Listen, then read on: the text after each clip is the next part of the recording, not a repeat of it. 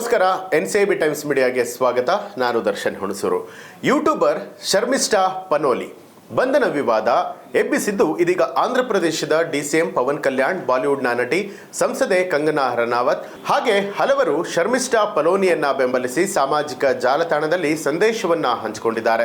ಅಸಲಿಗೆ ಬಂಧನಕ್ಕೆ ಕಾರಣ ಏನು ಅಂತ ನೋಡೋದಾದ್ರೆ, ಯೂಟ್ಯೂಬರ್ ಶರ್ಮಿಷ್ಠಾ ಪನೋಲಿ ಬಂಧನ ವಿವಾದ ಎಬ್ಬಿಸಿದ್ದು ಆಂಧ್ರ ಪ್ರದೇಶದ DCM ಪವನ್ ಕಲ್ಯಾಣ್ ಅವರು, ಬಾಲಿವುಡ್ನ ನಟಿ ಸಂಸದೆ ಕಂಗನಾ ರನಾವತ್ ಹಾಗೆ ಹಲವರು ಶರ್ಮಿಷ್ಠಾ ಪನೋಲಿಯನ್ನ ಬೆಂಬಲಿಸಿ ಸಾಮಾಜಿಕ ಜಾಲತಾಣದಲ್ಲಿ ಸಂದೇಶವನ್ನ ಹಂಚಿಕೊಳ್ತಾ ಇದ್ದಾರೆ.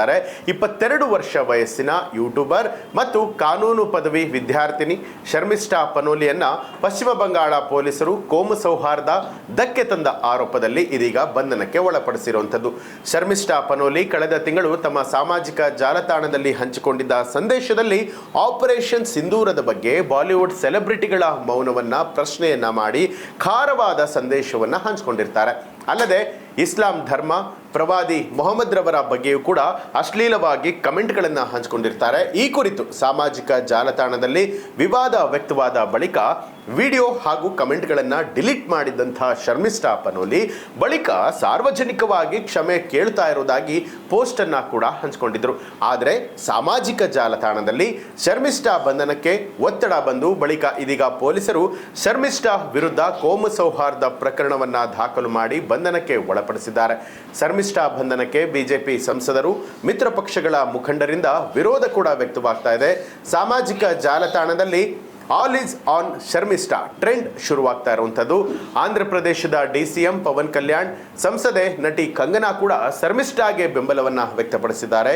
ಶರ್ಮಿಷ್ಠಾ ತಮ್ಮ ತಪ್ಪುಗಳನ್ನ ಒಪ್ಕೊಂಡು ವಿಡಿಯೋಗಳನ್ನ ಡಿಲೀಟ್ ಮಾಡಿದ್ಲು.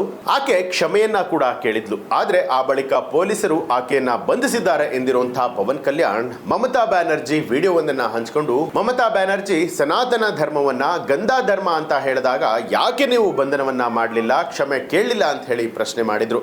ಜಾತ್ಯತೀಯತೆ ಪಾಠವನ್ನ ಮಾಡಿರುವಂತಹ ಪವನ್ ಕಲ್ಯಾಣ್, ಜಾತ್ಯತೀಯತೆ ಒಬ್ಬರಿಗೆ ಕತ್ತಿ ಹಾಗೂ ಮತ್ತೊಬ್ಬರಿಗೆ ಗುರಾಣಿ ಆಗಬಾರದು, ಅದು ಎರಡೂ ಕೂಡ ಸಮನಾಗಿರಬೇಕು ಅಂತ ಹೇಳಿ ತಿಳಿಸಿದ್ದಾರೆ.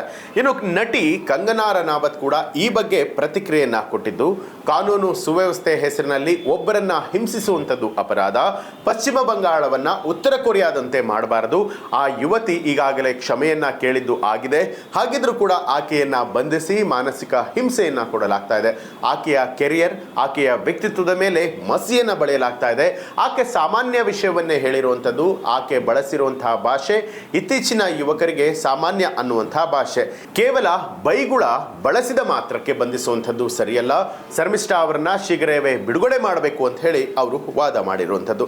ಈ ಬಗ್ಗೆ ನಿಮ್ಗೆ ಏನನ್ಸುತ್ತೆ ಅನ್ನೋದನ್ನ ಕಮೆಂಟ್ ಮಾಡಿ ತಿಳಿಸಿ. ಹಾಗೆ ನೀವು ಇನ್ನೂ ಕೂಡ ನಮ್ಮ ಚಾನೆಲ್ ಅನ್ನ ಸಬ್ಸ್ಕ್ರೈಬ್ ಮಾಡಿಲ್ಲ ಅನ್ನುವಂಥದ್ದಾದ್ರೆ ಈಗಲೇ ಸಬ್ಸ್ಕ್ರೈಬ್ ಮಾಡಿ ಬೆಲ್ ಐಕಾನ್ ಒತ್ತಿ.